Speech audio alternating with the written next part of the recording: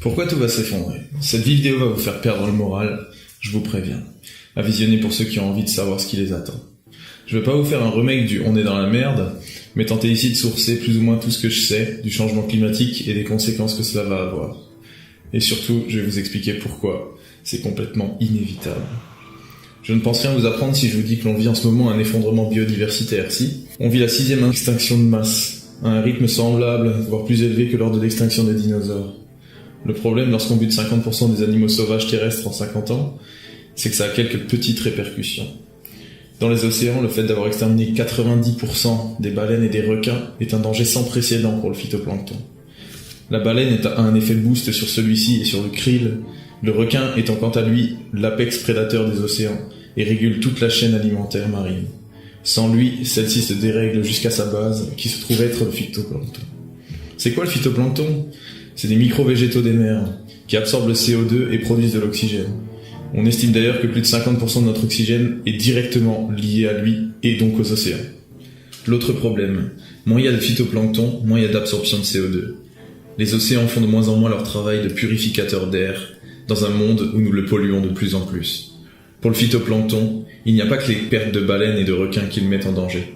Il y a aussi la profusion de plastique, l'acidification, les dead zones, les rejets de pétrole, la pollution sonore qui empêche les mammifères de chanter et donc de se retrouver pour s'accoupler. Pour le reste des espèces marines, on estime, et cette estimation a été estimée extrêmement optimiste au vu des dernières infos sorties, que les océans seront vides en 2048. Si on arrive, ou même si on s'approche de ça, on est complètement foutu. Je terminerai en parlant du corail, qui migre du sud vers le nord, avec des épisodes de bleaching énormes en région tropicale, ce qui est un désastre pour la biodiversité locale. Sauf que le corail tropical n'est pas adaptable partout en climat tempéré, et la plupart du temps, il vient foutre un bon gros bordel dans la biodiversité des zones tempérées. Ainsi, il y aurait encore des échanges eau chaude eau froide, qui sont en train de changer à vitesse grand V à cause de la fonte des glaciers, ce qui a un impact direct sur les grands courants marins comme le Gulf Stream. S'il s'arrête, et certains scientifiques en parlent comme quelque chose de quasi sûr, c'est tout le climat tempéré que l'on connaît qui se retrouvera changé profondément. Avec une eau moins chaude, il y aura aussi moins d'évaporation de l'eau, donc des nuages moins chargés en eau, donc moins de précipitations. Mais il n'y a pas que les océans, il y a la biodiversité sur Terre aussi. Celle-ci est à l'agonie la plus totale. Pour parler d'agriculture, on a perdu quasiment 95% de la vie de nos sols en 60 ans. La faute à l'épandage de pesticides, fongicides, herbicides, à l'explication qu'il faut labourer les champs, à une logique productiviste non respectueuse de la vie des sols. On se retrouve avec des légumes malades, sélectionnés pour résister aux pesticides, et sans diversité génétique, donc aucune résilience. Pour ce qui est des mammifères terrestres, on a tellement marché sur leur plate-bande qu'ils se retrouvent dans des territoires si petits, pour eux qu'ils n'y survivent pas, ou sont obligés de se rapprocher de l'homme. Le meilleur exemple est le loup. On sait que chaque loup a un territoire parcouru absolument gigantesque, mais on s'obstine à leur laisser des espaces de liberté trop petits. On s'étonne ensuite qu'ils attaquent les brebis. La réponse des humains à cela ? Leur donner plus de terre ? Non, on les tue. 40 par an sur une population de 300 en France. Génial. Passons désormais à des problématiques plus humaines, avec notre consommation d'énergie. Nous sommes une société dopée à celle-ci, et la plupart de nos décisions politiques et économiques sont d'ailleurs tournées avec l'idée fausse que l'énergie est inépuisable. On consomme principalement du pétrole, du charbon et du gaz pour produire de l'énergie. Niveau production d'énergie primaire, 92% de l'énergie mondiale est produite par ces trois-là. 4% par le nucléaire, 3% par les barrages hydroélectriques et 1% seulement par les énergies dites renouvelables. Aujourd'hui, on mise tout sur ces dernières, sauf que c'est absolument rien du tout niveau production globale. Et surtout, c'est pas du tout la panacée. Le kilowattheure n'est pas très émissif en CO2 à la production, mais il le devient beaucoup plus au stockage au niveau des batteries. D'autant que le stockage est obligatoire pour ces énergies de flux, à moins que vous ne souhaitiez allumer vos lumières qu'en plein jour, lorsque vos panneaux photovoltaïques fonctionnent, et les laisser éteintes la nuit. Les énergies les plus décarbonées aujourd'hui sont le nucléaire et les barrages hydroélectriques. Mais cela pose tout un tas d'autres problèmes majeurs. Les déchets radioactifs et les risques d'explosion pour le nucléaire, la déformation des paysages et l'émigration de population pour les barrages. En bref, on n'a pas de système de production d'énergie de masse qui soit propre. Ça n'existe tout simplement pas. Et pour ce qui est de la production de pétrole, le taux de retour énergétique des puits est en train de se casser complètement la gueule. Qu'est-ce que c'est ? C'est le nombre de barils de pétrole que l'on va récolter en investissant 1 baril de pétrole en énergie de forage. Dans les années 1920, le ratio était de 100 pour 1. Aujourd'hui, il s'approche dangereusement de 10 pour 1, voire parfois 4 pour 1 dans certaines régions. Bref, on consomme de plus en plus de pétrole pour aller chercher de moins en moins de pétrole. Normal. D'ailleurs, le peak oil, c'est-à-dire l'année où on a extrait le plus de pétrole à l'échelle du globe, c'est 2006. Les experts estiment que l'on va avoir un effet de palier jusqu'en 2020 avec des extractions similaires, puis une inexorable descente. On aura de moins en moins de pétrole. Pour information, le peak gas, c'est-à-dire la même pour le gaz, c'est 2010, et le peak coal, c'est-à-dire pour le charbon, c'est 2020. C'est ce qu'on appelle un triple effet qui se coule. Et puis je doute de toute façon que l'on ait les ressources en métaux nécessaires pour tout passer en énergie renouvelable. En effet, les ressources métalliques non plus ne sont pas éternelles, mais sont utilisées en plus grande quantité chaque jour, en grande partie dans nos appareils connectés, mais également dans toute l'industrie. Le problème avec ça, c'est que c'est absolument pas recyclable. Moins de 1% des métaux rares contenus dans un téléphone sont recyclés et réutilisés. Pour vous donner un exemple concret, 95% du titane que nous utilisons n'est pas sous forme métallique. Il s'agit du colorant blanc universel. On a donc du titane dans toutes nos peintures blanches. Vous croyez qu'on va commencer à poncer nos murs blancs pour recycler du titane ? Non, il est perdu. C'est pareil avec les 3% de tungstène présents en alliage dans certaines portières de voitures. Ce ne sera jamais recyclé en tungstène pur. Et puis, il n'y a pas que pour les métaux, qui à la limite se recyclent quasi à l'infini. Le plastique ne se recycle maximum que 7 fois. Après, il perd toutes ses propriétés et devient inutilisable.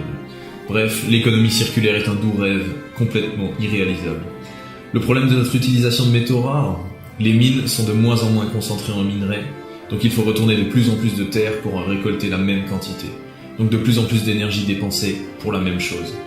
Je ne vais pas vous faire la liste des pics des différents métaux, mais il va falloir s'attendre à des pénuries très très rapidement. Tout ça pour dire que dans ce contexte, construire des milliers de panneaux solaires ou d'éoliennes comportant tous des métaux rares pour compenser les autres énergies me paraît être un doux rêve. Mais enfin, on va quand même bien avoir un économiste qui va nous expliquer que c'est possible. On va passer à l'exploitation animale. On consomme énormément de ressources alimentaires et d'eau pour nourrir des animaux, alors qu'on pourrait utiliser ces ressources pour nous nourrir nous, ou pour faire se reposer des champs de production. Les animaux d'élevage produisent également un gaz nommé méthane, considéré comme minimum 30 fois plus polluant que le CO2. L'élevage consomme une quantité astronomique d'eau et contribue en grande partie à la déforestation amazonienne et à la surpêche. Il faut savoir qu'on nourrit principalement les porcs avec des farines animales de poissons. Je ne parlerai même pas du problème éthique des abattoirs. Toutes ces choses, production d'énergie, de métaux, de transport, de viande, polluent et donc par ricochet font augmenter la température du globe. Les scénarios diffèrent, mais disons que si tous les pays ayant signé l'accord de la COP21 font ce qu'ils ont dit, ce qui est très loin d'être sûr, on va avoir une élévation de la température moyenne du globe de 3,5 degrés en 2100 par rapport à 1850. 3,5 degrés, ça paraît rien comme ça, sauf que c'est absolument gigantesque de chez gigantesque. Ça correspond globalement à, accrochez-vous, l'Arctique qui fond et l'océan qui se dilate, donc l'augmentation du niveau des océans. La Floride n'existe plus, Miami et New York non plus, le Bangladesh, la Camargue, pas mal d'îles du Pacifique sont rayées de la carte. Les glaciers du Tibet qui fondent, donc en été les 3 fleuves principaux d'Asie, dont le Gange, sont à sec. Je vous laisse imaginer les problématiques dans des bassins de population aussi densément peuplés. Shanghai se retrouve aux portes d'un désert. Les pluies se font de plus en plus rares dans tout le bassin méditerranéen. Les rendements agricoles seront en baisse constante, ce qui obligera des millions de personnes à migrer vers le nord, qui n'aura pas assez de ressources pour accueillir et pour nourrir tout le monde. Ah, et pour ceux qui se disent tranquilles, c'est pour en 2100. Vous croyez vraiment que tout va rester exactement comme aujourd'hui jusqu'au 31 décembre 2099 ? Si le scénario des 3,5 degrés se réalise, et il est apparemment optimiste d'après pas mal d'observateurs, Miami et New York sont rasés de la carte en 2050. Il y a d'autres scénarios, dont certains sont crédités de 10% de chances de se produire, qui prévoient 6 degrés d'augmentation du niveau global des températures. Là, ça correspond basiquement à un anéantissement de l'humanité. Si vous dites que 10% de chance, ça va, tranquille, c'est pas énorme, je vous laisserai donc monter dans un avion qui a 10% de chance de se crasher. Et le scénario à 2 degrés, me direz-vous ?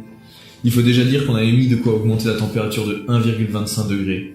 Donc il ne nous reste plus qu'un delta de 0,75 degrés pour maintenir cet objectif. Je vous la fais courte, pour y arriver, il faut diviser notre niveau de vie par 6. Là, maintenant, tout de suite. C'est pas vraiment ce qu'on est en train de faire, et c'est pas vraiment dans les plans de notre gouvernement. On va maintenant passer à des choses plus immatérielles, mais centrales dans cette logique d'effondrement systémique, les interconnexions entre humains. Et quoi de mieux pour cela que de parler de notre magnifique système financier ? La crise de 2008 nous l'a montré, il a suffi que certaines banques fassent des paris douteux sur des produits financiers pour provoquer une crise mondiale. Cela est principalement dû à l'interconnexion totale de notre système. Une erreur de calcul à Wall Street peut mettre un entrepreneur au chômage en Espagne. Il n'y a plus aucune résilience locale. Tous les experts financiers s'accordent à prédire une prochaine crise majeure dans les 5 prochaines années. Mais quelques connaissances du milieu me font craindre la même chose. On va précariser une partie de la population, cette même partie qui souffre déjà des inégalités. Parlons-en d'ailleurs, elles n'ont jamais été aussi fortes qu'aujourd'hui, et cela devrait encore s'accentuer. Problème, le risque de révolte augmente en même temps que ces inégalités. Déstabilisation totale dans un contexte compliqué, parce que je vous ai expliqué avant, ça risque d'absolument pas bien se passer. Bref, vous avez là un petit résumé des risques systémiques auxquels nous allons être confrontés. Je vais maintenant vous expliquer pourquoi, dans ce contexte, un effondrement global est parfaitement inévitable. C'est inévitable pour plusieurs raisons. L'humain ne perçoit absolument pas ces dangers avec ses 5 sens comme un danger imminent. Il n'a donc pas envie de s'y préparer ou de faire des efforts aujourd'hui pour quelque chose d'hypothétique et de lointain.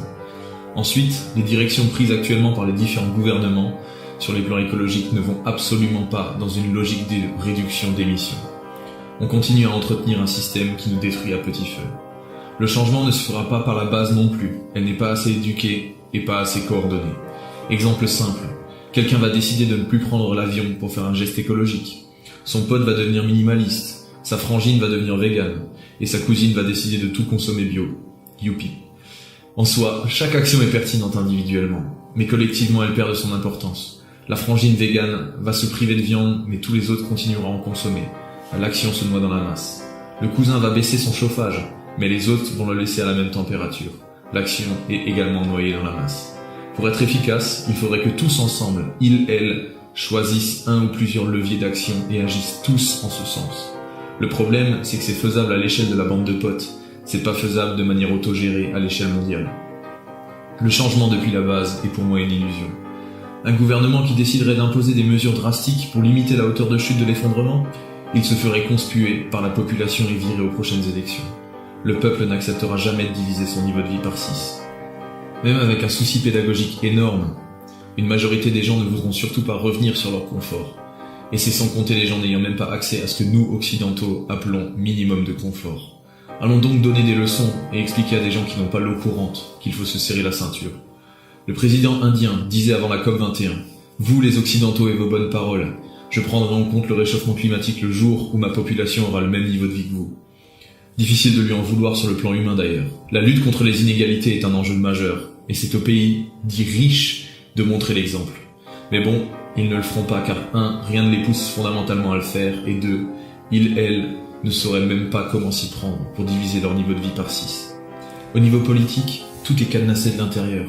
La preuve la plus flagrante est que Nicolas Hulot ne fait absolument rien dans notre gouvernement sur le plan écologique. Ces mesures sont des mesurettes bien loin des réalités. Même lui n'arrive absolument rien à faire ou à changer. Il doit plier sur tout et n'importe quoi. Nos gouvernements, reflets de notre société, ne prennent aucunement l'écologie en compte dans leurs calculs. Rien ne changera de ce côté-là non plus. Bref, un changement depuis la base est illusoire, un changement des politiques est impossible. C'est cadenassé, il n'y a aucune solution. L'effondrement est selon moi parfaitement inévitable. Du coup, que fait-on, me direz-vous ?